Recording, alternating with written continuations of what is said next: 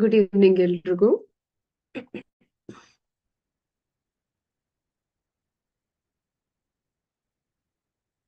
ಎರಡು questions pending ಇದೆಯಲ್ಲ, ಅದನ್ನ ಸಾಲ್ವ್ ಮಾಡ್ಬಿಟ್ಟು ನೆಕ್ಸ್ಟ್ ಚಾಪ್ಟರ್ಗೆ ಹೋಗೋಣ.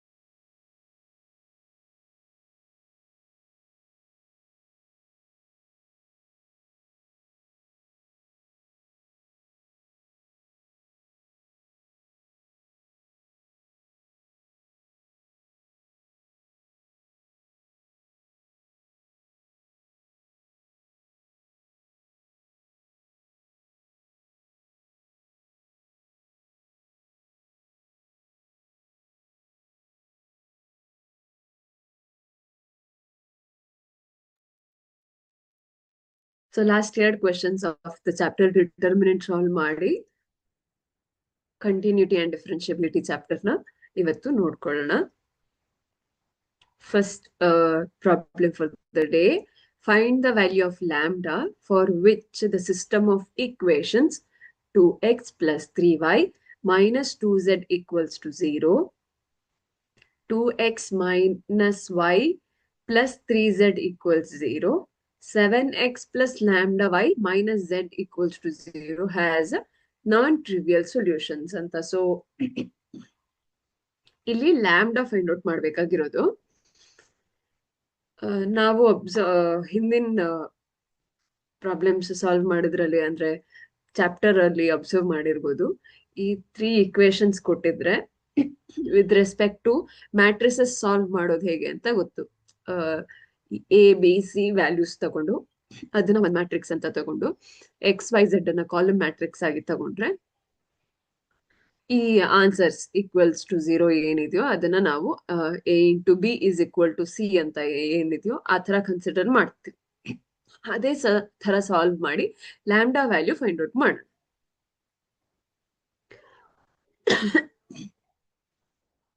ಸ್ಟಾರ್ಟ್ ಮಾಡೋಣವಾ?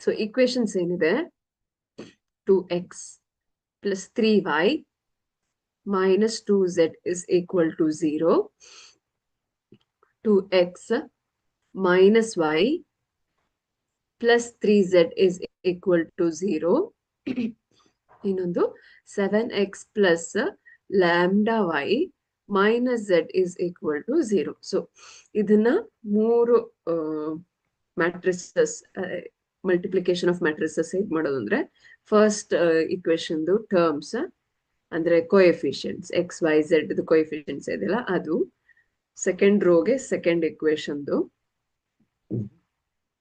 ಥರ್ಡ್ ರೋಗೆ ಥರ್ಡ್ ಇಕ್ವೇಶನ್. ಸೊ ಇದು ಲ್ಯಾಂಬ್ಡಾ ಆಗಿ ಉಳಿಯುತ್ತೆ, ಇದು -1. ನೆಕ್ಸ್ಟ್ ಕಾಲಮ್ ಮ್ಯಾಟ್ರಿಕ್ಸ್ ಆಗತ್ತೆ ಎಕ್ಸ್ ವೈ ಝೆಡ್,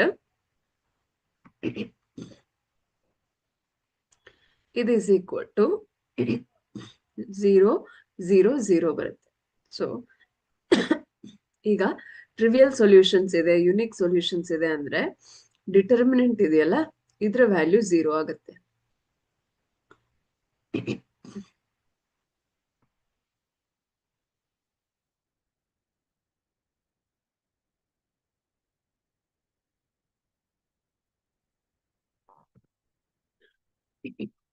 ಓಕೆನಾ? ಸೊ ಈಗ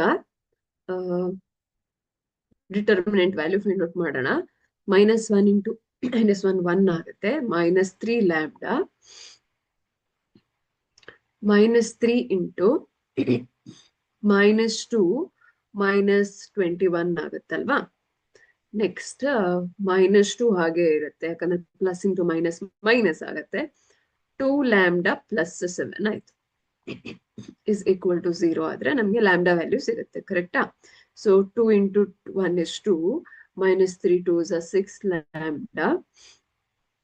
ಇದು 23 ಇಂಟು 3 ಅಂದ್ರೆ 23 ಕರೆಕ್ಟ್ ಅಲ್ವಾ?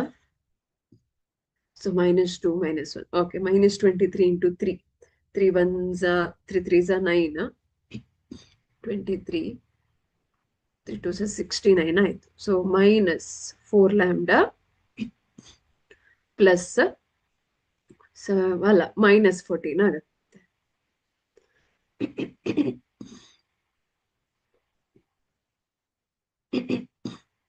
ಸೊ -14 is equal to 0 ಆಯ್ತು. ಸೊ ಇದೇನಾಯ್ತು? ನೆಕ್ಸ್ಟ್ ಇದರಲ್ಲಿ ಸಾಲ್ವ್ ಮಾಡ್ತೀನಿ, ಸಿಂಪ್ಲಿಫೈ ಮಾಡಿ ಸಾಲ್ವ್ ಮಾಡ್ತೀನಿ. ಸೊ -10 ಲ್ಯಾಂಬ್ಡಾ 69 -14 ಅಂದ್ರೆ 59, 55 ಪ್ಲಸ್ 2 57 ಆಯ್ತು. Plus 57 is equal to 0. ಇಲ್ಲೇ ಸಾಲ್ವ್ ಮಾಡ್ತೀನಿ.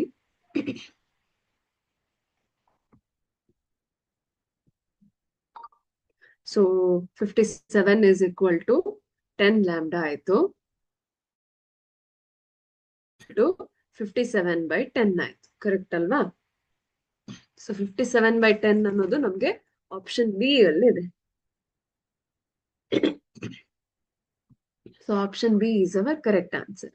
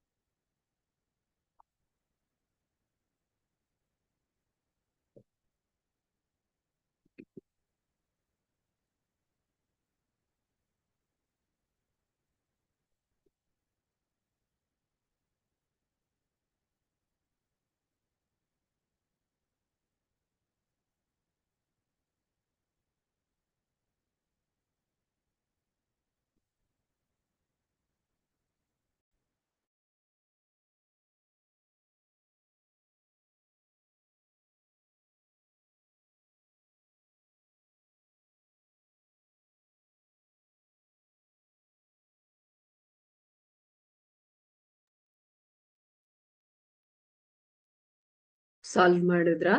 ಇದೇ ತರದ್ ಲಾಸ್ಟ್ ಪ್ರಾಬ್ಲಮ್ ಇದೆ, ಸಿಮಿಲರ್ ಪ್ರಾಬ್ಲಮ್ ಇದೆ.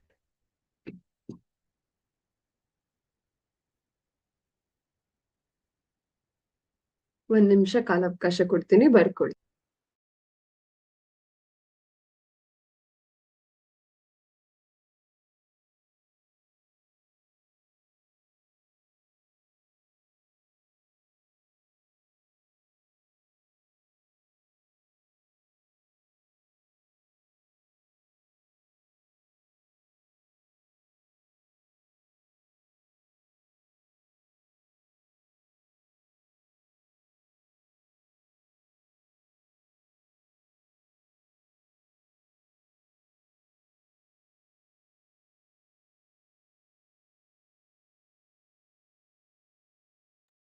ನೆಕ್ಸ್ಟ್ ಪ್ರಾಬ್ಲಮ್ ಸಾಲ್ವ್ ಮಾಡೋಣ.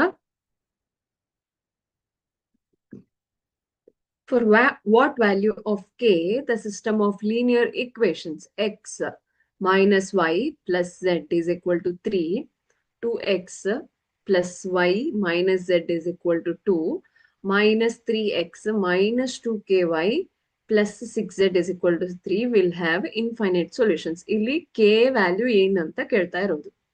ಅನ್ನೋನ್ ವ್ಯಾಲ್ಯೂ k ಅಲ್ವಾ? ಸೊ ಇದಕ್ಕೆ ಇನ್ಫೈನೈಟ್ ಸೊಲ್ಯೂಷನ್ಸ್ ಇದೆ ಅಂತ ಹೇಳ್ತಿದ್ದಾರೆ.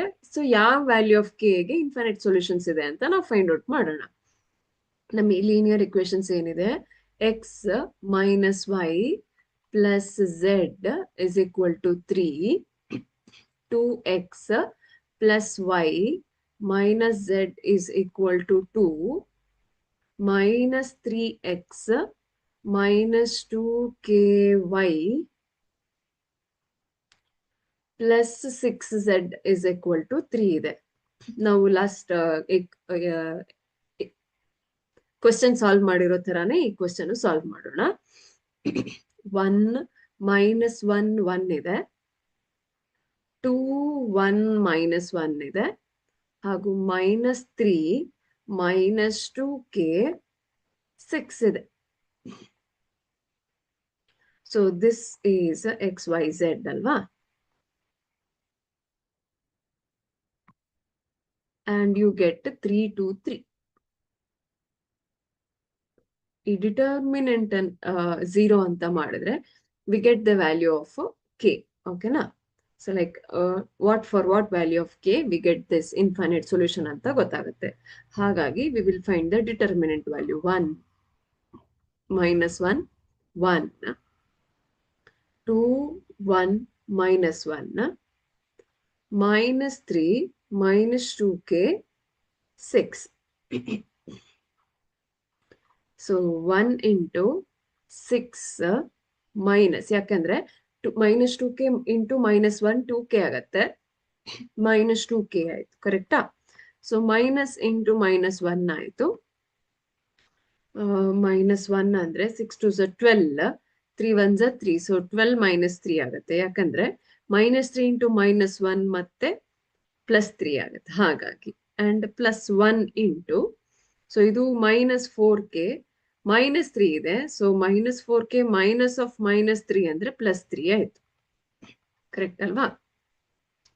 ಈಗ ಸಾಲ್ವ್ ಮಾಡಿದ್ರೆ 6 minus 2k, ಯಾಕಂದ್ರೆ ಇದು ಮಲ್ಟಿಪ್ಲೈಡ್ ಬೈ 1 ಇದೆ, ಇದು ಪ್ಲಸ್ 1 ಆಯ್ತು. ಸೊ ಹಾಗಾಗಿ 12 minus 3 ಅಂದ್ರೆ 9 ಆಯ್ತು. ಇದು minus 4k plus 3, ಯಾಕಂದ್ರೆ it is multiplied by plus 1. ಇದು minus 6k ಹಾಗೂ 18 ಆಯ್ತು. ಕರೆಕ್ಟಾ? So determinant is equal to 0 equate ಮಾಡಿದಾಗ minus 6k plus 18 is equal to 0 ಆದ್ರೆ 6k is equal to 18 ಆಗುತ್ತೆ. ಕರೆಕ್ಟಾ? ಇದನ್ನ ಈ ಕಡೆ ತಂದಾಗ ಪಾಸಿಟಿವ್ 6k ಆಗುತ್ತೆ. So k is equal to 18 by 6 ಅಂದ್ರೆ k is equal to 3 ಆಯ್ತು. So k is equal to 3 ಅನ್ನೋದು ನಮ್ಗೆ ಆಪ್ಷನ್ ಸಿ ಅಲ್ಲಿ ಇದೆ. So option C will be our correct answer.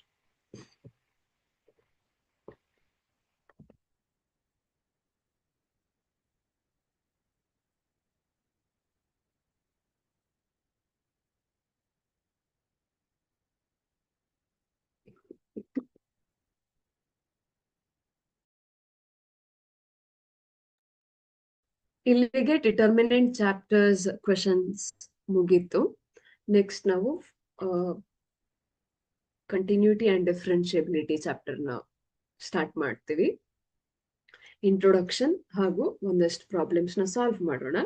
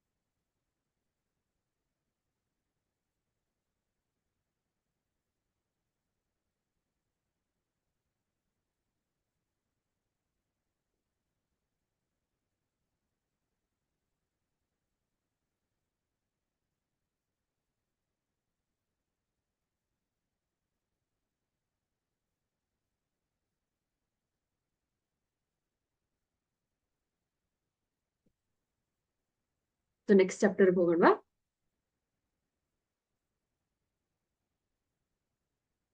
Screen share ಮಾಡೋದು ಸ್ಟಾಪ್ ಮಾಡಿದ್ದೀನಿ.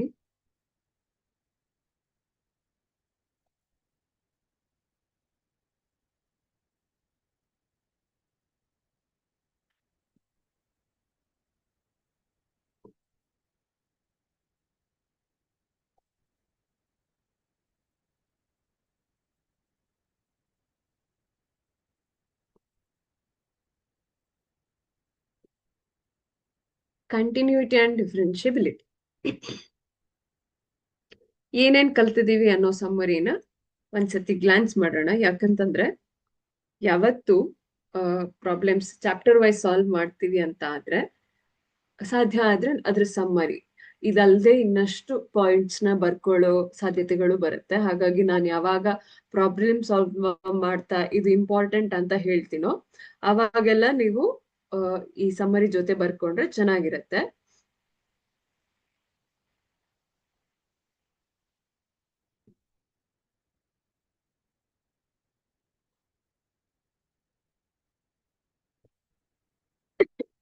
A real valued function is continuous at a point in its domain if the limit of the function at that point equals the value of the function at that point.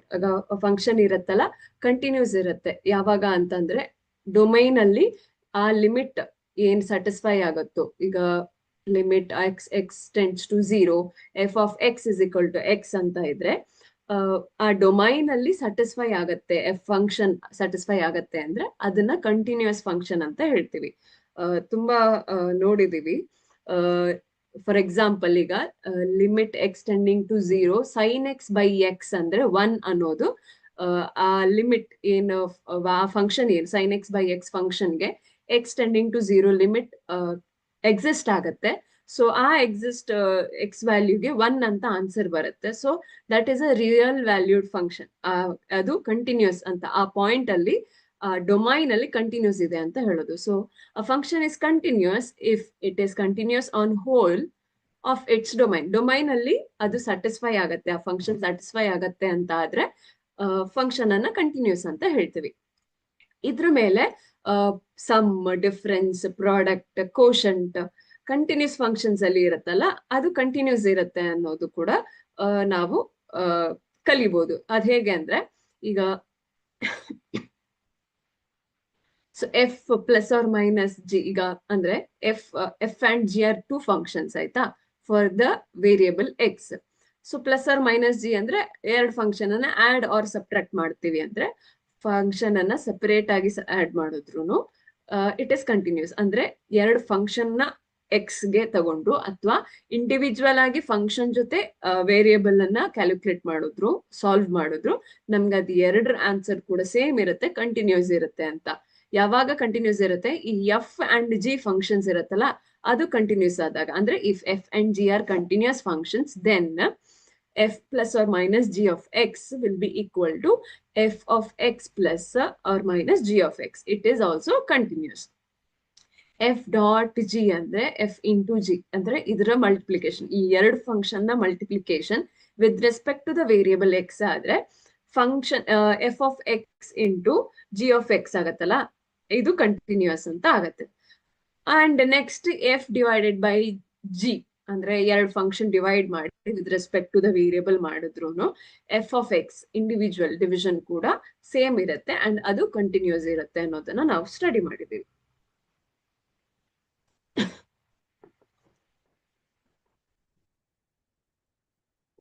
ಓಕೆನಾ?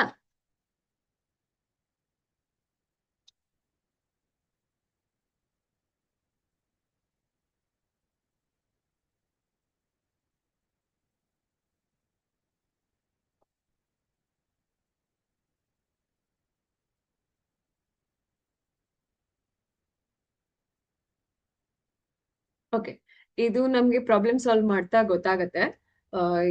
ಇಲ್ಲ CT problems ಅಲ್ಲಿ ಬಂದ್ರೆ ನಾನು ಅವಾಗ ಮತ್ತೆ mention ಮಾಡ್ತೀನಿ ಅದ್ ಯಾವ ತರ ಪರ್ಟಿಕ್ಯುಲರ್ ಆಗಿದೆ ಅಂತ. ಯಾಕಂದ್ರೆ ನಾನು ಇಲ್ಲಿ 1 ಪ್ರಾಬ್ಲಮ್ ತಗೊಂಡ್ರೆ ಒಂದ್ ಫಂಕ್ಷನ್ ಅಥವಾ 2 ಫಂಕ್ಷನ್ಸ್ ತಗೊಂಡ್ರೆ ನಾನು ಕಂಟಿನ್ಯೂಸ್ 3 ಆಪ್ಷನ್ಗೆ ಹೇಳಕ್ಕಾಗಲ್ಲ.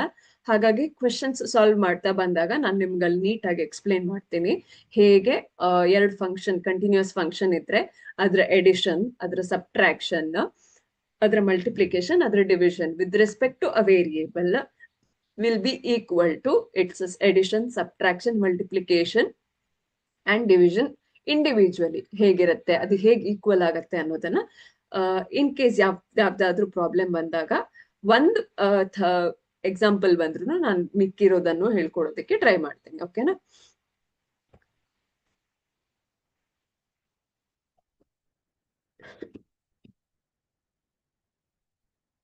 Every differentiable function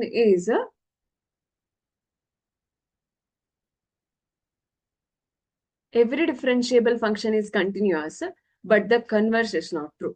Differentiable function ನಾವು ಈಗ ಫಸ್ಟ್ ಲಾಸ್ಟ್ ಸ್ಲೈಡ್ ಅಲ್ಲಿ ಮಾತಾಡಿರೋದು ಜಸ್ಟ್ ಫಂಕ್ಷನ್ಸ್ ಬಗ್ಗೆ. ಅದರ ಡಿಫ್ರೆನ್ಶಿಯೇಬಲ್ ಫಂಕ್ಷನ್ಸ್ ಬಗ್ಗೆ ನಾವು ಡಿಫ್ರೆನ್ಶಿಯೇಟ್ ಮಾಡೋ ಬಗ್ಗೆ ನಾವು ಮಾತಾಡ್ಕೊಳ್ಳಿಲ್ಲ. So every differentiable function is continuous, ಆದ್ರೆ converse is not true. Continuous functions ಎಲ್ಲಾನು ಡಿಫ್ರೆನ್ಶಿಯಲ್ ಆಗ್ಬೇಕಾಗಿರೋದು ಏನು ಇಲ್ಲ. ಓಕೆನಾ? ಅಂದ್ರೆ for example f of x is equal to x square ಅಂತ ಇದ್ರೆ ಎಕ್ಸ್ ಸ್ಕ್ವೇರ್ ಕಂಟಿನ್ಯೂಸ್ ಇರ್ಬೋದು. ಹಾಗಂತ ಈಗ 3x ಕಂಟಿನ್ಯೂಸ್ ಇದ್ರೆ ಇಲ್ಲ 3 ಕಂಟಿನ್ಯೂಸ್ ಅಂತ ಹೇಳೋದಾದ್ರೆ ಅದು ಡಿಫ್ರೆನ್ಶಿಯಬಲ್ ಆಗಲ್ಲ ಅನ್ನೋದು. ಅದು ಒಂದು ಸಿಂಪಲ್ ಎಕ್ಸಾಂಪಲ್ ಹೇಳ್ತಿದ್ದೀನಿ, ವ್ಯಾಲಿಡ್ ಎಕ್ಸಾಂಪಲ್ ಅಲ್ಲ ಅದು. ಆ ತರ ಈಗ 3x ಅಂತ ಕಂಟಿನ್ಯೂಸ್ ಫಂಕ್ಷನ್ ಇದೆ, ಅದು ಡಿಫ್ರೆನ್ಶಿಯಬಲ್ ಆದ್ರೆ 3 ಅಂತ ಆನ್ಸರ್ ಬರುತ್ತೆ. So that is not continuous. Actually number 3 continuous ಅಲ್ಲ. ಇಲ್ಲ 3x ಸ್ಕ್ವೇರ್ ಅಂತ ಇದ್ರೆ 6x ಅನ್ನೋದು ಕಂಟಿನ್ಯೂಸ್ ಫಂಕ್ಷನ್ ಆಗತ್ತೆ. ಕರೆಕ್ಟಾ? 6x is continuous because x values change ಆದ ಹಾಗೆ ಫಂಕ್ಷನ್ಸ್ ವ್ಯಾಲ್ಯೂ ಚೇಂಜ್ ಆಗ್ತಾ ಹೋಗುತ್ತೆ. So it is continuous. ಹಾಗಂತ ಕಂಟಿನ್ಯೂಸ್ ಫಂಕ್ಷನ್ಸ್ ಎಲ್ಲಾನು ಡಿಫರೆನ್ಷಿಯಲ್ ಆಗ್ಬೇಕು ಅನ್ನೋದು ಏನು ರೂಲ್ಸ್ ಇಲ್ಲ. So next, chain rule is the rule to differentiate composites of function. So VOU ಅಂತ ಫಂಕ್ಷನ್ ಇದ್ರೆ t is equal to ux ಅಂತ ಇದ್ರೆ, so if both dt by dx and dv by dt exist, so df by dx ಹೇಗಾಗತ್ತೆ ಅಂದ್ರೆ dv by dt into dt by dx ಅಂತ ಆಗತ್ತೆ. So that is what the chain rule ಇರುತ್ತೆ. For ಇದಕ್ಕೆ example ಕೊಡಬಲ್ಲೆ ನಾನು.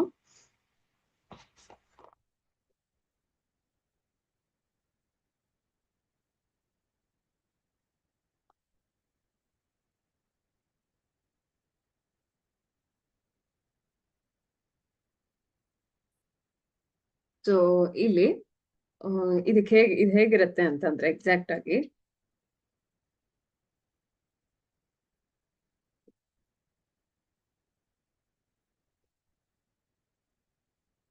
Differentiate of sin x square ಅಂತ ಇದ್ರೆ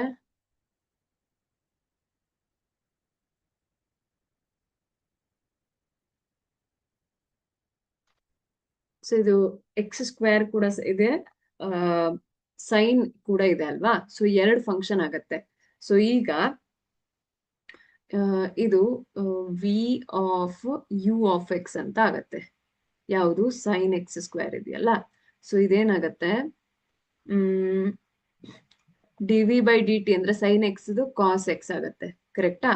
so cos t ಅಂತ ಆದ್ರೆ next with respect to t ತಗೊಂಡ್ರೆ ಕಾಸ್ ಟಿ ಆಗುತ್ತೆ. And d t by d x ಅಂದ್ರೆ t is x square 2x ಆಗತ್ತೆ, 2t ಆಗತ್ತೆ. ಕರೆಕ್ಟಾ? ಸೊ ಇಲ್ಲ 2x ಆಗತ್ತೆ. Cos t is nothing but cos x square. So 2x cos x square ಆಗತ್ತೆ. So this is what the chain rule ಇದೆ. ಈಗ ಇದು ಎಫ್ ಫಂಕ್ಷನ್ ಇದೆಯಲ್ಲ, ಇದು ವಿ ಆಫ್ ಯು ಅಂತ ಇರುತ್ತೆ. ಅಂದ್ರೆ v of u f x. ಈಗ ಸೈನ್ ಆಫ್ ಎಕ್ಸ್ ಸ್ಕ್ವೇರ್ ಕೂಡ ಒಂದು ಫಂಕ್ಷನ್. ಅಂಡ್ ಈಗ ಸೈನ್ 1 ಅಂತ ಇದ್ರೆ it is very easy. 1 is constant. ನಿಮ್ಗಲ್ಲಿ ಏನು ಡಿಫ್ರೆನ್ಶಿಯೇಟ್ ಮಾಡೋ ನೆಸೆಸಿಟಿ ಇದೆ. ಹಾಗಂತ ಕಾನ್ಸ್ಟೆಂಟ್ ಡಿಫ್ರೆನ್ಸಿಯೇಷನ್ 0 ಆಗಿರೋದ್ರಿಂದ ನಿಮ್ಗಲ್ಲಿ ವರಿ ಮಾಡೋ ತರ ಏನು ಪ್ರಾಬ್ಲಮ್ ಬರಲ್ಲ. ಈಗ ಇನ್ ಕೇಸ್ ಈಗ ಇದ್ರಲ್ಲಿ ಎಕ್ಸಾಂಪಲ್ ಸೈನ್ ಎಕ್ಸ್ ಸ್ಕ್ವೇರ್ ಅಂತ ತಗೊಂಡಾಗ ಏನಾಗುತ್ತೆ, x square is a differentiable function. ಹೌದಾ? ಸೈನ್ ಕೂಡ differentiable function. So sine x square ಸೈನ್ದು ಡಿಫ್ರೆನ್ಶಿಯೇಟ್ ಮಾಡ್ಬೇಕಾಗತ್ತೆ, ಕಾಸ್ದು ಡಿಫ್ರೆನ್ಶಿಯೇಟ್ ಮಾಡ್ಬೇಕಾಗತ್ತೆ. ಅಂತ ಟೈಮಲ್ಲಿ ನಾವು ಈ ಎಕ್ಸ್ ಸ್ಕ್ವೇರ್ ವೇರಿಯೇಬಲ್ ಏನಿದೆಯೋ ಅದನ್ನ ಒಂದು ಸಿಂಗಲ್ ಟರ್ಮ್ ಆಗಿ ತಗೊಂಡು ಅದನ್ನ ಫಸ್ಟ್ ಡಿಫ್ರೆನ್ಶಿಯೇಟ್ ಮಾಡಿ ನೆಕ್ಸ್ಟ್ ಆ ಟರ್ಮ್ ಏನ್ ತಗೊಂಡಿದೀವೋ ಅದನ್ನ ಡಿಫ್ರೆನ್ಶಿಯೇಟ್ ಮಾಡೋದು. ಇಲ್ಲಿ ಅದೇ ಆಗಿದೆ ನೋಡಿ, ಇದು ಸೈನ್ಗೆ, ಇದು ಎಕ್ಸ್ ಸ್ಕ್ವೇರ್ಗೆ. ಸೊ ಅರ್ಥ ಆಗಿದೆ ಅಂತ ಅನ್ಕೊಳ್ತೀನಿ. This is what exactly the chain rule is. ಓಕೆನಾ? ಹೋಗ್ತಾ ಹೋಗ್ತಾ ನೀವು ಪ್ರಾಬ್ಲಮ್ ಸಾಲ್ವ್ ಮಾಡ್ತಾ ಜಾಸ್ತಿ ಪ್ರಾಬ್ಲಮ್ ಸಾಲ್ವ್ ಮಾಡಿ. ಈ ತರ ಸಾಕಷ್ಟು ಪ್ರಾಬ್ಲಮ್ಸ್ಗಳು ನಿಮ್ಗೆ ಸಿಗ್ತವೆ, ಸಾಲ್ವ್ ಮಾಡಿ. ಅವಾಗ ಇಲ್ಲ ಎಕ್ಸಸೈಸ್ ಅಲ್ಲೇ ಒಂದಷ್ಟು ಪ್ರಾಬ್ಲಮ್ಸ್ ಗಳಿವೆ, 8-10 ಪ್ರಾಬ್ಲಮ್ಸ್ ಎಕ್ಸಸೈಸ್ ಅಲ್ಲೇ ಇರುತ್ತೆ. ಪ್ರತಿ ಒಂದಕ್ಕೂ ಸೇಮ್ ಮೆಥಡ್ ಯೂಸ್ ಮಾಡ್ಕೊಂಡು ಸಾಲ್ವ್ ಮಾಡಿ, ನಿಮ್ಗೆ ತುಂಬಾ ಸುಲಭ ಆಗತ್ತೆ. ಯಾಕೆ ಇದು ಸುಲಭ ಆಗ್ಬೇಕು ಅಂತ ಹೇಳ್ತಿರೋದು ಅಂದ್ರೆ, ನೆಕ್ಸ್ಟ್ ಪ್ರಾಬ್ಲಮ್ ಸಾಲ್ವ್ ಮಾಡ್ತೀವಲ್ಲ, ಪ್ರತಿಯೊಂದು ಟರ್ಮ್ ಅನ್ನು ಬರ್ದು ನಾವು ಸಾಲ್ವ್ ಮಾಡೋದಕ್ಕಾಗಲ್ಲ. ಡೈರೆಕ್ಟ್ ಆಗಿ ಸಾಲ್ವ್ ಮಾಡೋದು ರೂಢಿ ಹಾಕೋಬೇಕು. ಯಾಕೆ ರೂಢಿ ಹಾಕ್ಬೇಕು ಅಂದ್ರೆ, CET ಅಲ್ಲಿ ನಿಮ್ಗೆ ಟೈಮ್ ಕನ್ಸ್ಟ್ರೈನ್ಸ್ ಇದೆ, ಟೈಮ್ ಲಿಮಿಟ್ಸ್ ಇದೆ. 120 ಮಿನಿಟ್ಸ್ ಅಲ್ಲಿ 100 ಕ್ವಶನ್ ಸಾಲ್ವ್ ಮಾಡ್ಬೇಕು. ಈ ತರದೆಲ್ಲ ಟೈಮ್ ಲಿಮಿಟ್ಸ್ ಇರೋದ್ರಿಂದ ನೀವು ಡಿಟೇಲ್ ಆಗಿ ಸಾಲ್ವ್ ಮಾಡೋದಕ್ಕೆ ನಿಮ್ಗೆ ಟೈಮ್ ಸಿಗಲ್ಲ. ಇಲ್ಲಿ ನಾವು ಹೇಳ್ಕೊಡ್ತಾ ಇದೀವಿ ಯಾಕೆಂದ್ರೆ ನಿಮ್ಗೆ ಸುಲಭ ಆಗ್ಲಿ ಅಂತ. ಸುಲಭವನ್ನೇ ನೀವು ಜಾಸ್ತಿ ಸುಲಭ ಮಾಡ್ಕೊಂಡ್ರೆ ನಿಮ್ಗೆ ಪ್ರಾಬ್ಲಮ್ ಸಾಲ್ವ್ ಮಾಡೋದು ಇಲ್ಲ ಫಾಸ್ಟ್ ಆಗಿ ಸಾಲ್ವ್ ಮಾಡೋದು ರೂಢಿ ಆಗತ್ತೆ. ಇಲ್ಲ ಸ್ಲೋ ಮೋಷನ್ ಅಲ್ಲೇ ನೀವಿದ್ದೀರಾ ಅಂದ್ರೆ ನಿಮ್ಗೆ 100 ಕ್ವಶನ್ ಅಲ್ಲಿ 50 ಕ್ವಶನ್ ಸಾಲ್ವ್ ಮಾಡಕ್ಕಾಗಲ್ಲ 120 ಮಿನಿಟ್ಸ್ ಅಲ್ಲಿ. So you have to be quick, ತುಂಬಾ ಫಾಸ್ಟ್ ಆಗಿ ಇರ್ಬೇಕು ಸಾಲ್ವ್ ಮಾಡೋದು. ಯಾಕೆ ಇದ್ರಲ್ಲಿ 8 ಕ್ವಶನ್ಸ್ ಸಾಲ್ವ್ ಮಾಡಿ ಅಂತ ಹೇಳ್ತಿದೀನಿ ಅಂದ್ರೆ, ಅವಾಗ ನಿಮ್ಗೆ ಸ್ಪೀಡ್ ಸಿಗತ್ತೆ. ಸ್ಪೀಡ್ ಸಿಕ್ಕಿದಾಗ ಏನಾಗತ್ತೆ, ಮೈಂಡ್ ಕ್ಯಾಲ್ಕುಲೇಷನ್ ಜಾಸ್ತಿ ಆಗತ್ತೆ. ಜಾಸ್ತಿ ಆಗ್ತಾ ಇದ್ದ ಹಾಗೆ ನಿಮ್ಗೆ ಬೇಗ ಜಾಸ್ತಿ ಕ್ವಶನ್ ಸಾಲ್ವ್ ಮಾಡಕ್ ಆಗತ್ತೆ. ಓಕೆನಾ? So logarithmic differentiation is a powerful technique to differentiate functions of the form f of x is equal to u of x power v of x. ಈಗ ಮತ್ತೆ x ಪವರ್ y ಅಂತ ಬಂದ್ರೆ ಇಲ್ಲಿ ಲೊಗ್ಯಾರಿಥಮಿಕ್ differentiation ಮಾಡಿ ಅಂತ ಹೇಳ್ತಿದ್ದಾರೆ. ಯಾಕಂದ್ರೆ x ಮತ್ತೆ y ಎರಡು ವೇರಿಯಬಲ್ ಅಂತ ತಗೊಂಡ್ರೆ ಇದನ್ನ ಅವರು ಲೊಗ್ಯಾರಿಥಮಿಕ್ ಡಿಫ್ರೆನ್ಸಿಯೇಷನ್ ಮಾಡಿ. Here f of x and u of x need to be positive for this technique to make ಇದು ಸೆನ್ಸ್. ಅದೇನ್ ಸೆನ್ಸಿಬಲ್ ಆಗ್ಬೇಕು ಅಂದ್ರೆ ಇದು ಪಾಸಿಟಿವ್ ಇರ್ಬೇಕು, ಇದು ಪಾಸಿಟಿವ್ ಆಗ್ಬೇಕು. ಈಗ ಮೈನಸ್ ಎಕ್ಸ್ ಪವರ್ ವೈ ಅಂತ ತಗೊಂಡ್ರೆ ಇದು ಪಾಸಿಟಿವ್ ಇಲ್ಲ, ಆತರ. ಓಕೆನಾ? ಸೊ ಲೊಗ್ಯಾರಿಥಮಿಕ್ ಡಿಫ್ರೆನ್ಸಿಯೇಷನ್ ಏನಿದೆಯೋ ಅದಕ್ಕೆ f and u functions positive sense ಅಲ್ಲಿ ಇರಬೇಕು ಅಥವಾ ಟೆಕ್ನಿಕಲಿ ಪಾಸಿಟಿವ್ ಇರಬೇಕು. ಅಂಡ್ ವಿ ಆಫ್ ಎಕ್ಸ್ ಯಾವ ತರ ಇದ್ರು ಲೊಗ್ಯಾರಿಥಮಿಕ್ ಡಿಫ್ರೆನ್ಸಿಯೇಷನ್ಸ್ ತಗೊಂಡಾಗ it is easy to solve ಅಂತ ಹೇಳ್ತಾರೆ. ಅದ್ ಹೌದು ಕೂಡ. ನೀವು ಸಾಲ್ವ್ ಮಾಡ್ತಾ ಗೊತ್ತಾಗುತ್ತೆ. ಸ್ಟ್ಯಾಂಡರ್ಡ್ ಡಿರೈವೇಟಿವ್ಸ್ ಇದೆಯಲ್ಲ ಅದಂತೂ ತುಂಬಾ ಇಂಪಾರ್ಟೆಂಟ್. ಪ್ರೊಬ್ಯಾಬ್ಲಿ ಹಿಂದೆ ಯಾವ್ದೋ ಒಂದ್ ಕ್ವಶನ್ ಸಾಲ್ವ್ ಮಾಡಿದಾಗ ನಾವು ಇದನ್ನ ತಗೊಂಡಿದೀವಿ ಅಂತ ಅನ್ಕೊಳ್ತೀನಿ. ಈ ತರ ಇನ್ವರ್ಸ್ ಫಂಕ್ಷನ್ ಅಲ್ಲಿ ತಗೊಂಡಿಲ್ಲ, ಬಟ್ ಜನರಲ್ ಫಂಕ್ಷನ್ಸ್ ಅಲ್ಲಿ ತಗೊಂಡಿದೀವಿ. Sine of X plus y is equal to ಅದಕ್ಕೆಲ್ಲ ತಗೊಂಡಿದೀವಲ್ಲ, ಆ ತರ ಇದೂನು ವಿತ್ ರೆಸ್ಪೆಕ್ಟ್ ಟು ಡಿಫ್ರೆನ್ಶಿಯಬಿಲಿಟಿ ಇದೆ.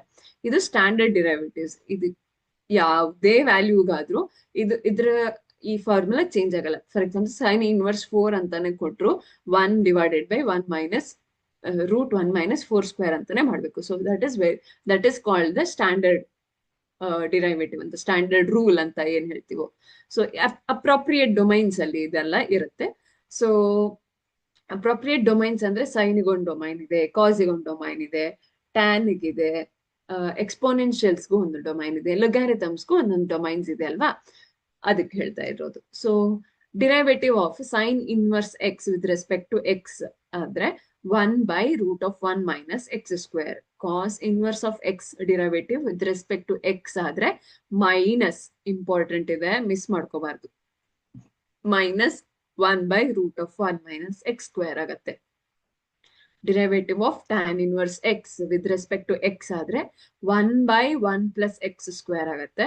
Derivative of e power x by with respect to x ಆದ್ರೆ ಡಿರೈವೇಟಿವ್ e power x ಇರತ್ತೆ. Derivative of log x with respect to x ಆದ್ರೆ 1 by x ಆಗತ್ತೆ. ನಾವ್ ಅಲ್ಲೇ ಹೇಳಿದ್ವಲ್ಲ, ಸಿ ಯು ಅಂಡ್ ಫಂಕ್ಷನ್ ಎರಡು valid ಆಗಿದ್ರೆ, ಟೆಕ್ನಿಕಲಿ ಪಾಸಿಟಿವ್ ಆಗಿದ್ರೆ, then there is a derivative or else it is not possible to take the derivative ಅಂತ. ಅರ್ಥ ಆಗಿದೆ ಅಂತ ಅನ್ಕೊಳ್ತೀನಿ. ಫಸ್ಟ್ ಪ್ರಾಬ್ಲಮ್ ಸಾಲ್ವ್ ಮಾಡೋಣ.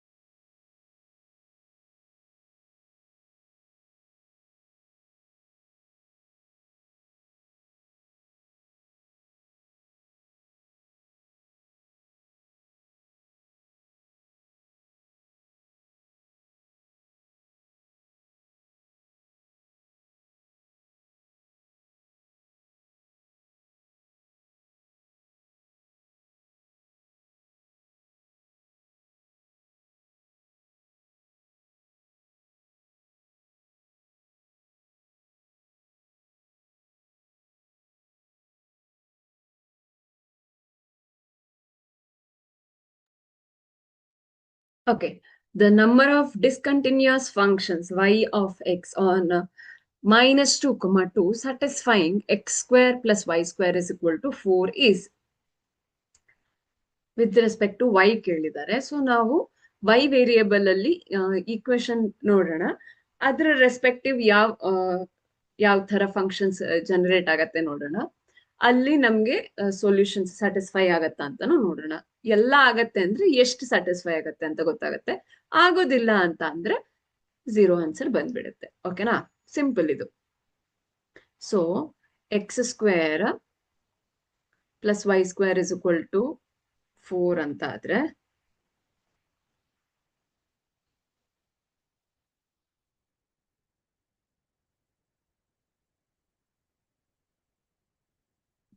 ವೈ ಸ್ಕ್ವೇರ್ ಏನಾಗತ್ತೆ 4 ಮೈನಸ್ ಎಕ್ಸ್ ಸ್ಕ್ವೇರ್ ಆಯ್ತು. ಓಕೆನಾ, so y is equal to square root of 4 minus x square ಆಯ್ತು.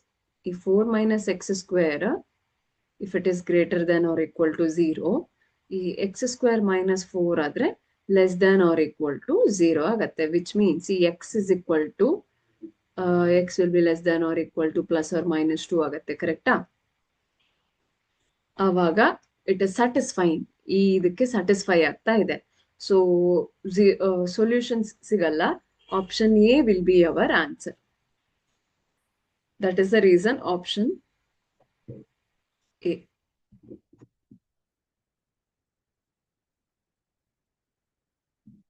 x square is equal to or less than or equal to 4 ಆದ್ರೆ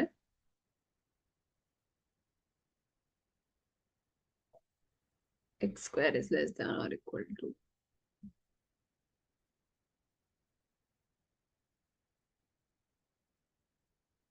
x lies between minus 2 and 2 ಅಂತಾನೆ ಆಗತ್ತೆ ಇದು ಅಲ್ವಾ? So number of discontinued functions ಎಷ್ಟಾಗತ್ತೆ? It 0 ಆಗಿಬಿಡುತ್ತೆ. ಯಾಕಂದ್ರೆ it depends on this matrix. ಹಾಗೆ ಮ್ಯಾಟ್ರಿಕ್ಸ್ ಅಲ್ಲ, ಸೆಟ್ minus 2, 2 ಸೆಟ್ಗೆ ಡಿಪೆಂಡ್ ಆಗಿರೋದ್ರಿಂದ option A is our answer.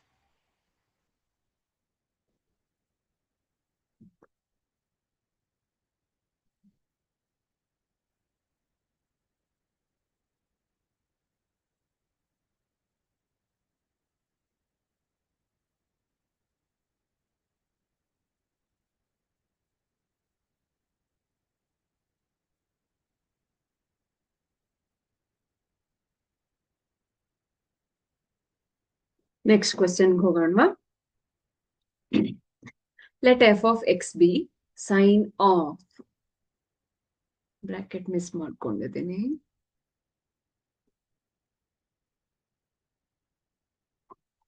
Sign of a plus 1 into x plus 2 ಆಗಿದೆ.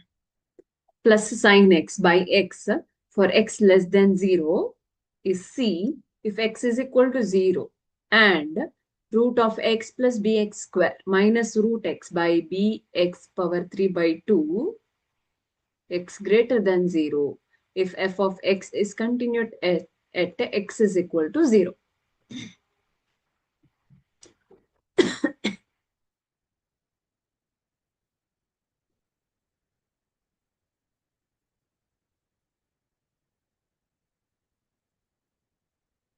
ಫಸ್ಟ್ ಇದಕ್ಕೆ ಲಿಮಿಟ್ ಫೈಂಡ್ ಔಟ್ ಮಾಡೋಣ. ಓಕೆನಾ? F of x is equal to sine of sine a plus 1 into x plus sine x whole divided by x ಆಗತ್ತೆ. ಕರೆಕ್ಟಾ?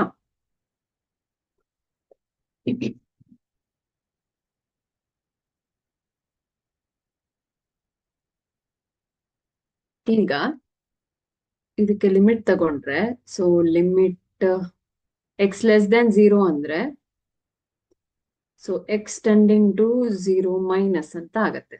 So f of X ಅಂತ ತಗೊಳ್ತೀನಿ. So limit X tending to 0 minus ಅಂತ ತಗೊಳ್ತೀವಿ, ಯಾಕಂದ್ರೆ X less than 0 ಅಲ್ವಾ, ಅದಕ್ಕೆ. ಈಗ sine of sine a plus 1 into x by x plus sine x by x ಅಂತ ಸ್ಪ್ಲಿಟ್ ಮಾಡ್ಕೊಂಡ್ರೆ, ಈಗ ಇಲ್ಲಿ ಸೈನ್ ಎ ಪ್ಲಸ್ 1 ಆಗತ್ತೆ. ಆಡ್ ಮಾಡಿದ್ರೆ ನಾವು ಡಿನಾಮಿನೇಟರ್ ಮಾಡಿದ್ರೆ ನ್ಯೂಮರೇಟರ್ಗೂ ಮಾಡ್ಬೇಕಲ್ವಾ, ಹಾಗಾಗಿ ನೆಕ್ಸ್ಟ್ ಸ್ಟೆಪ್ ಅಲ್ಲೇ ಮಾಡ್ತೀನಿ. ಇಲ್ಲಿ ಮಾಡಲ್ಲ. ಈ ತರ ಆಗತ್ತೆ ನಮ್ಗೆ. ಏನ್ ಮಾಡಿದೀವಿ? ಇಲ್ಲಿ ಸ್ಪ್ಲಿಟ್ ಮಾಡಿದೀವಿ. ಫ್ರಾಕ್ಷನ್ ಅನ್ನ ಸ್ಪ್ಲಿಟ್ ಮಾಡ್ಕೊಂಡಿದೀವಿ. ಓಕೆನಾ? ಈಗ ನಮ್ಗೆ ಈ sine x by x is equal to 1 ಅಂತ ಗೊತ್ತು. ಅದೇ ತರ ಈ ಸೈನ್ ಎ ಪ್ಲಸ್ 1 ಅನ್ನ ಇಲ್ಲಿ ಮಲ್ಟಿಪ್ಲೈ ಮಾಡಿದ್ರೆ, sine a plus 1 into x ಅನ್ನ ನ್ಯೂಮರೇಟರ್ ಅಲ್ಲೂ ಮಲ್ಟಿಪ್ಲೈ ಮಾಡೋಣ. ಅವಾಗ ಏನಾಗತ್ತೆ?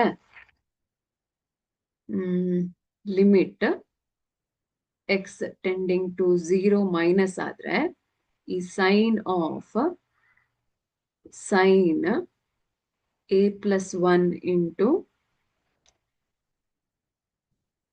ಎಕ್ಸ್ ಆದ್ರೆ ಇದು ಸೈನ್ ಎಕ್ಸ್ ಅಂತ ಇದೆಯಲ್ಲ, ಸೊ ಇಲ್ಲಿ ಏನ್ ಬರ್ಬೇಕು? ಎಕ್ಸ್ ಬರ್ಬೇಕು. ಅಂದ್ರೆ sine of a plus 1 into x ಆಯ್ತು. ಹಾಗೆ into sine of a plus 1 into x by x ಆಗತ್ತೆ. ಈಗ ಇದನ್ನ ನಾನು ಮಲ್ಟಿಪ್ಲೈ ಅಂಡ್ ಡಿವೈಡ್ ಮಾಡಿರೋದು. ಓಕೆನಾ? ಈಗ plus sine x by x ಆಯ್ತು.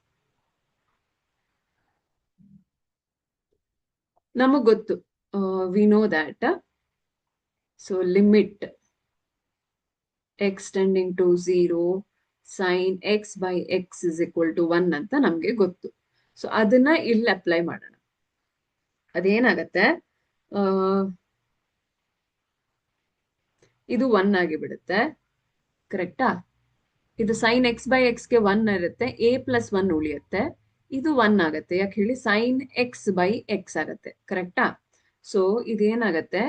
1 ಇಂಟು ಲಿಮಿಟ್ ಅಪ್ಲೈ ಮಾಡಿದಾಗ 1 ಇಂಟು ಎ ಪ್ಲಸ್ 1 ಆಗತ್ತೆ. ಹಾಗೂ ಇದು ಪ್ಲಸ್ 1 ಆಯ್ತು. Which means A plus 1 plus 1 ಅಂದ್ರೆ ಎ ಪ್ಲಸ್ 2 ಆಯ್ತು. ಕರೆಕ್ಟ್ ಇದೆಯಾ?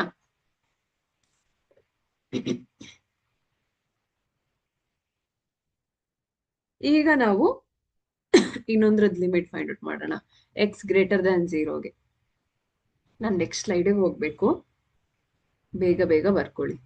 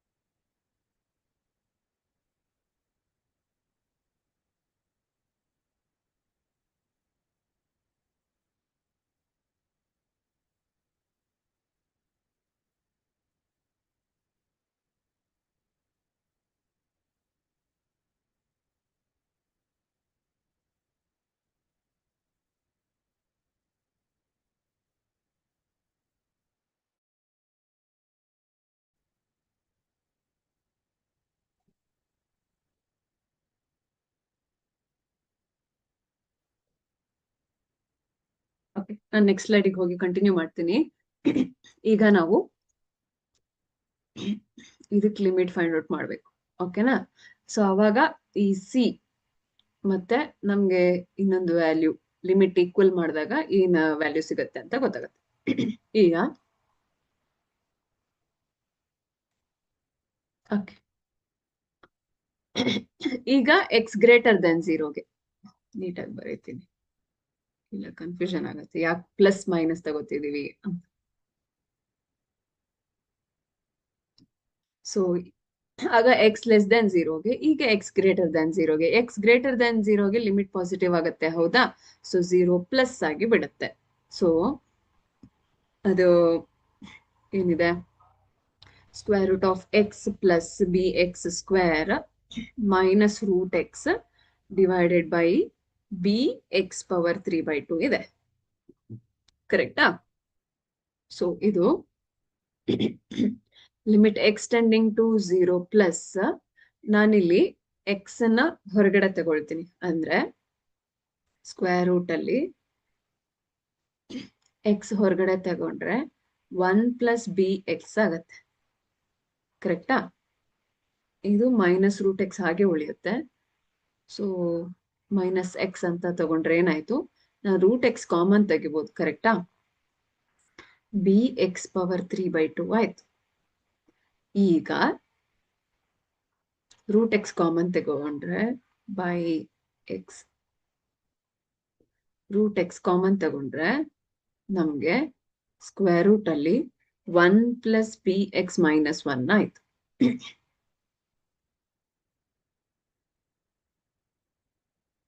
ಹೌದಾ? So divided by b x power 3/2 ಆಯ್ತು. ಈಗ limit X tending to zero, sorry ನಾನಿಲ್ಲಿ ರೂಟ್ ಅನ್ನ ಮರ್ಜ್ ಮಾಡಿದೆ, ನಾನು ಮರ್ಜ್ ಮಾಡೋ ಹಾಗಿಲ್ಲ.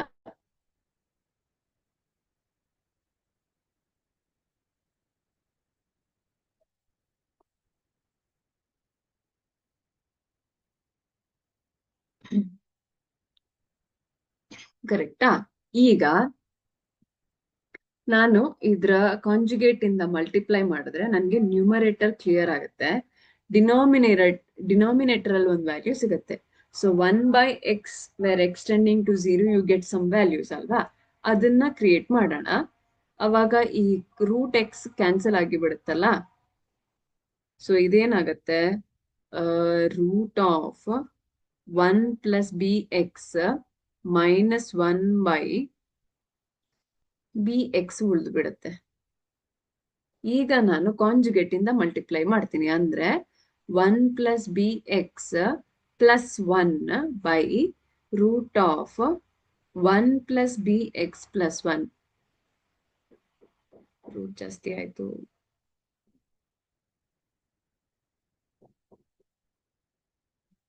One plus b x plus 1, ಇದು a plus a minus b, a plus b ಅಂದ್ರೆ a square minus b square ಆಗುತ್ತೆ. ಕರೆಕ್ಟಾ?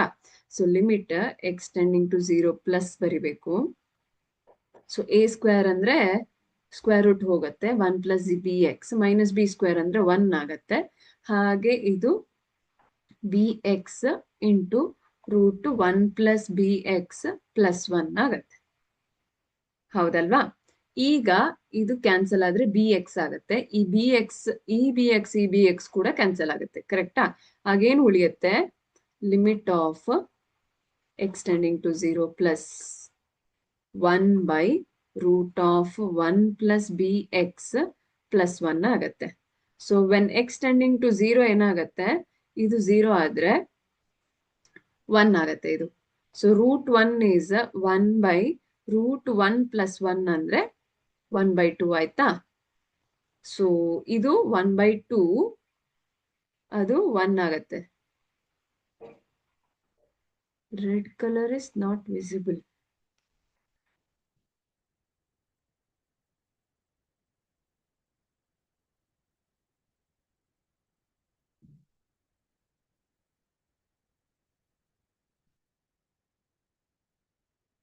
ಬ್ಲ್ಯಾಕ್ ಕಲರ್ ಇಸ್ ವಿಸಿಬಲ್ ಈಗ.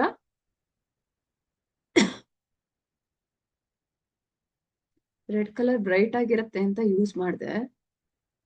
ಒಂದೇ ಒಂದ್ ನಿಮಿಷ.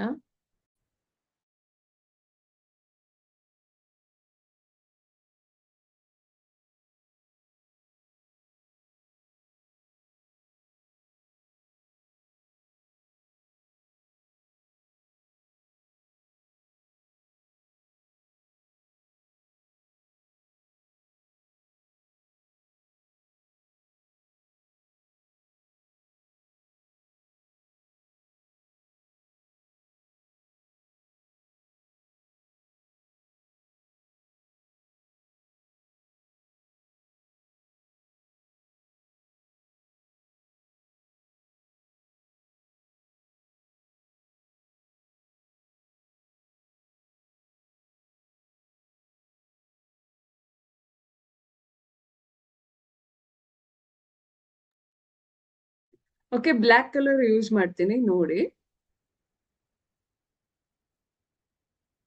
1/2 ಆಯ್ತು. ಈಗ ದಿಸ್ ಇಸ್ ಈಕ್ವಲ್ ಟು ಇದು continuous at x is equal to 0 ಅಂತ ಹೇಳಿದ್ದಾರೆ. ಅಂದ್ರೆ ಏನಾಗತ್ತೆ, ಎಕ್ಸ್ ಇಸ್ ಈಕ್ವಲ್ ಟು 0ಗೆ ಇದು ಹಾಫ್ ಆಯ್ತು, ಕರೆಕ್ಟಾ? ಈಗ limit X tending to 0 minus f of X ಏನಾಗತ್ತೆ, ಇದು ಎರಡು at x is equal to 0 same ಆಗತ್ತೆ. F of x will be f of 0 at one point it will be 0. ಅವಾಗ ಇದು ಮೈನಸ್ 0ದಲ್ಲಿ ಏನಿತ್ತು, a+2 ಅಂತ ಇತ್ತು, ಕರೆಕ್ಟಾ?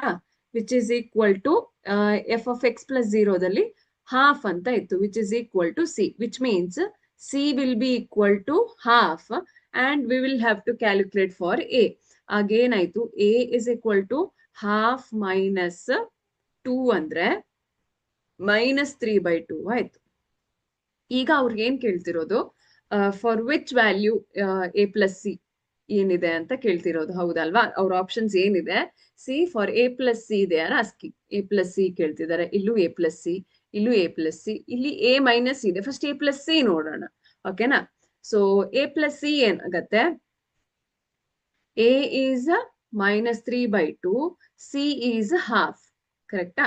So which is equal to -2/2 ಆಗತ್ತೆ, ಅಂದ್ರೆ -1 ಆಗತ್ತೆ, ಕರೆಕ್ಟಾ? So A plus C is equal to -1 ಅಂತ ಬಂದ್ರೆ ನಮ್ಗೆ it is option C for B belongs to R. ಇಲ್ಲಿ ನಿಮ್ಗೆ ಬ್ಲಾಕ್ ಓವರ್ಲ್ಯಾಪ್ ಆಗುತ್ತೆ ಅಂತ ನಾನು ರೆಡ್ ಯೂಸ್ ಮಾಡ್ತಾ ಇದ್ದೀನಿ, ನೋಡ್ಕೊಳ್ಳಿ ಒಂದ್ಸತಿ.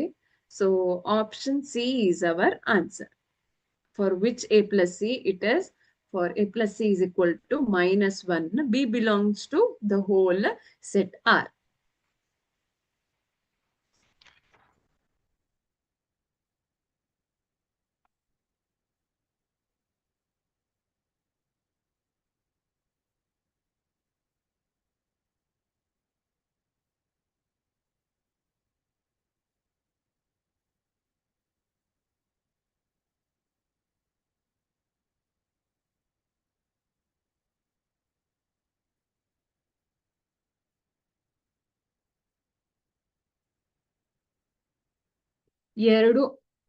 ಎರಡು ಫಂಕ್ಷನ್ಸ್ ಕೊಟ್ಟಿದ್ದಾರೆ, ಅದನ್ನ ನಾವು ಒಂದರಲ್ಲಿ ಕಂಡೀಷನ್ ಲೆಸ್ ದನ್ 0 ಇದೆ, ಅದಕ್ಕೆ ನಾವು ಲಾಸ್ಟ್ ಸ್ಲೈಡ್ ಅಲ್ಲಿ ಲೆಸ್ ದನ್ 0 ಮಾಡಿದೀವಿ. ಇದು ಗ್ರೇಟರ್ ದನ್ 0 ಕಂಡೀಷನ್ ಇದಿದೆ. ಸೊ ಅದೆರಡು ಈಕ್ವೇಟ್ ಆಗೋದು at one point X is equal to 0 ಆಗತ್ತಲ್ಲ. So both left limit right limit ನಮ್ಗೆ 0 ಆಗತ್ತೆ at one point. So that is at when f is equal to 0 and that value is a plus 2 is equal to half ಅಂತ ಇರೋದು. It is equal to C ಅನ್ನೋದು, first value is equal to C ಅನ್ನೋದು ನಮ್ಗೆ question ಅಲ್ಲಿ ಕೊಟ್ಟಿದ್ದಾರೆ, ಹಾಗಾಗಿ ನಾವು ಅದನ್ನ ಈಕ್ವೇಟ್ ಟು ಸಿ ಮಾಡಿದೀವಿ and A plus C find out ಮಾಡಿದೀವಿ.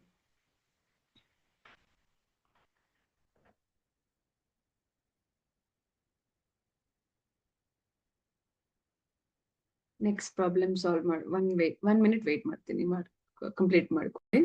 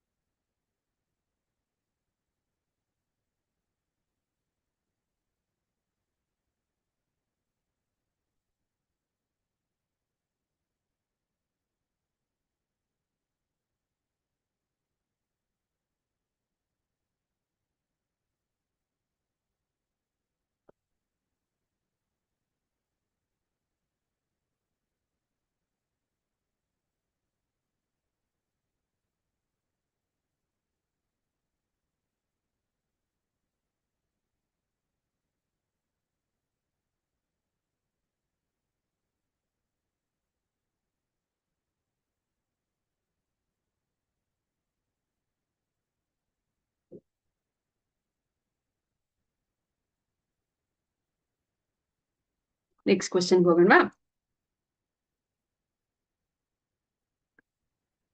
Let f of x is equal to 1 minus tan x by 4x minus pi for x not equal to pi. ಯಾಕೆ x not equal to pi? If in case x is equal to pi by 4 ಅಂತ ಆದ್ರೆ 0 by 0 formation ಆಗುತ್ತೆ. That is not defined ಅಲ್ವಾ, ಅದಕ್ಕೆ x not equal to pi by 4 and x belongs to 0 to pi by 2. ಈ x belongs to 0 to pi by 2 ಇಲ್ಲಿ ಒಂದು exceptional case x not equal to pi by 4. If f of x is continuous on 0, pi by 2, then the value of f at pi by 4. Pi by 4 ಅಲ್ಲಿ f of x continuous ಇದ್ದಾಗ value ಎಷ್ಟು ಬರುತ್ತೆ ಅಂತ ಕೇಳ್ತಾ ಇದ್ದಾರೆ. Let's find out ಅಲ್ವಾ.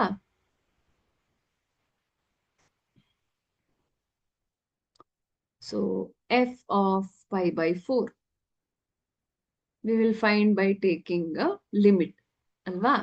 So limit x tending to pi by 4. So 1 f of x ಆಗುತ್ತೆ ಇದು. So f of x is nothing but 1 minus tan x ಅಲ್ವಾ. Limit x tending to pi by 4 1 minus tan x by 4x minus pi.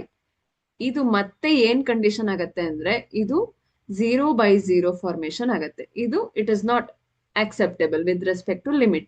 ಈ ತರ ಬಂದಾಗ L hospital rule ಮಾಡ್ತೀವಿ, ನೆನಪಿದ್ಯಾ?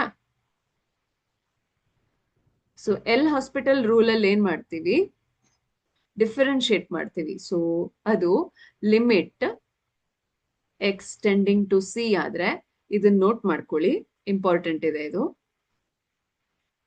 F of X by G of X ಅಂತ ಇದ್ರೆ ಅದೇನಾಗತ್ತೆ, limit X L'Hospital rule use ಮಾಡಿದಾಗ F dash of X G dash of X ಅಂತ ಮಾಡ್ತೀವಿ. ಓಕೆನಾ? ಸೊ ಈಗ ವಿತ್ ರೆಸ್ಪೆಕ್ಟ್ ಟು ಇದು ಎಫ್ ಡ್ಯಾಶ್ ಆಫ್ ಎಕ್ಸ್ ಏನಾಗತ್ತೆ,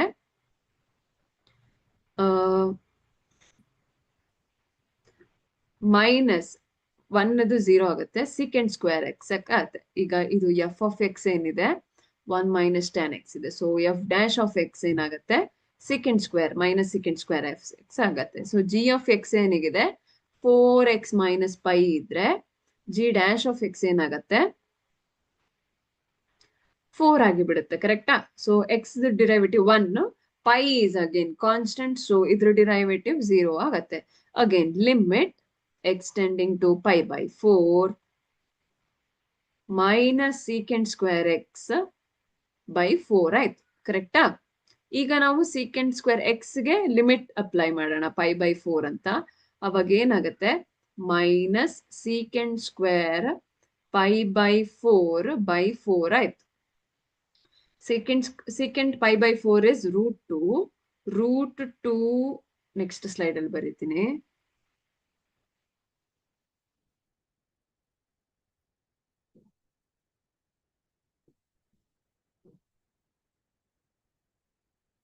ಇದನ್ ಇಲ್ಲೇ ಮೇಲ್ ಬರಿಲ್ಲ, ಇದನ್ ಮೇಲ್ ಬರಿತೀನಿ, ಅವಾಗ ಇನ್ನು ಒಂದೇ ಸ್ಲೈಡ್ ಅಲ್ಲಿ ನಿಮ್ಗೆಲ್ಲಾನು ಸಿಗುತ್ತೆ. ಇದು ಕರೆಕ್ಟ್ ಇದೆ, ಮೇಲ್ಗಡೆ ಬರಿತೀನಿ, ಅದಕ್ಕೆ ಇರೇಸ್ ಮಾಡ್ತೀನಿ. So which is equal to minus second square pi by 4 by 4 ಆಯ್ತು. ಸೊ ಸೀಕೆಂಡ್ ಪೈ ಬೈ 4 ಏನಾಯ್ತು, ರೂಟ್ ಟು ಹೋಲ್ ಸ್ಕ್ವೇರ್ ಆಯ್ತು. ಹೋಲ್ ಸ್ಕ್ವೇರ್ ಯಾಕೆ, ಸೆಕೆಂಡ್ ಸ್ಕ್ವೇರ್ ಇದೆ ಅದಕ್ಕೆ. ಸೊ ಬೈ 4 ಅಂದ್ರೆ ದಿಸ್ ಇಸ್ ಮೈನಸ್ ಹಾಗೆ ಉಳಿದ್ಬಿಡುತ್ತೆ. So root to whole square ಅಂದ್ರೆ ಸ್ಕ್ವೇರ್ ರೂಟ್ ಕಟ್ಟಾದ್ರೆ 2 ಉಳಿಯತ್ತೆ. 2 by 4 ಆಯ್ತು, which is 1s are 2s are minus 1 by 2 ಆಗುತ್ತೆ. minus 1 by 2 is our option C. So option C is our answer, correct answer.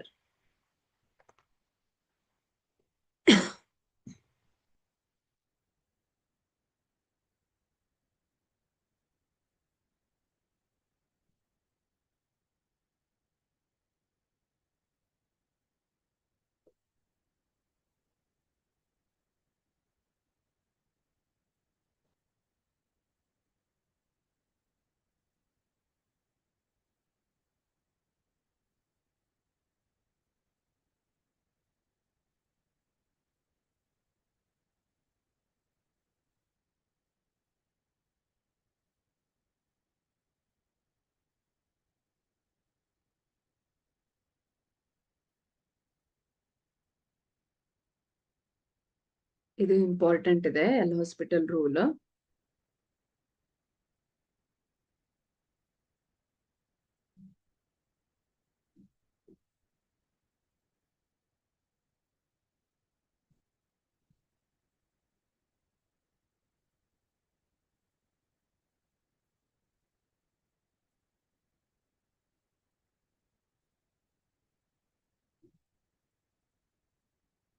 So clear ಆಗಿದ್ಯಾ?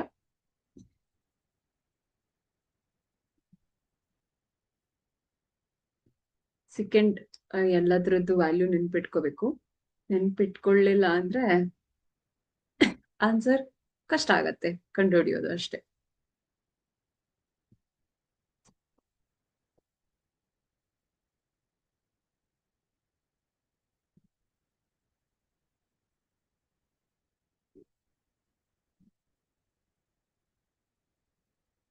Next 2 question ಇದೆ, next ಕ್ಲಾಸಲ್ಲಿ solve ಮಾಡೋಣ. ಅಲ್ಲಿ ತನಕ ಕಾನ್ಸೆಪ್ಟ್ ಥರೋ ಮಾಡ್ಕೊಳ್ತಾ ಇರಿ. ಫಾರ್ಮುಲಾಸ್ ಎಲ್ಲ ನೆನ್ಪಿಟ್ಕೋಬೇಕು ಅಂತ ಹೇಳೋದಕ್ಕೆ ಇಷ್ಟಪಡ್ತೀನಿ. ಫಾರ್ಮುಲಾಸ್ ನೆನ್ಪಿಟ್ಕೊಳ್ಳಿಲ್ಲ ಅಂದ್ರೆ ಮತ್ತೆ ನಾನು ಹೇಳಿದಾಗೆ ಸೆಕೆಂಡ್, ಈಗ ಫಾರ್ ಎಕ್ಸಾಂಪಲ್ ಸೆಕೆಂಡ್ π/4 ವ್ಯಾಲ್ಯೂ ಗೊತ್ತಿಲ್ಲ ಅಂದ್ರೆ ನಿಮ್ಗೆ ಸಾಲ್ವ್ ಮಾಡೋಕ್ಕಾಗಲ್ಲ, ಆ ಥರ ಆಗ್ಬಿಡುತ್ತೆ. ಸಿಂಪ್ಲಿ ಮಾರ್ಕ್ ಕೊಡ್ಕೋಬೇಕಾಗತ್ತೆ. ಹಾಗಾಗಿ ಥರೋ ಆಗಿ ಕಲಿಯುವಾಗ ಥರೋ ಆಗಿ ಕಲೀರಿ ಅಂತ ಹೇಳೋದಕ್ಕೆ ಇಷ್ಟಪಡ್ತೀನಿ. Thank you.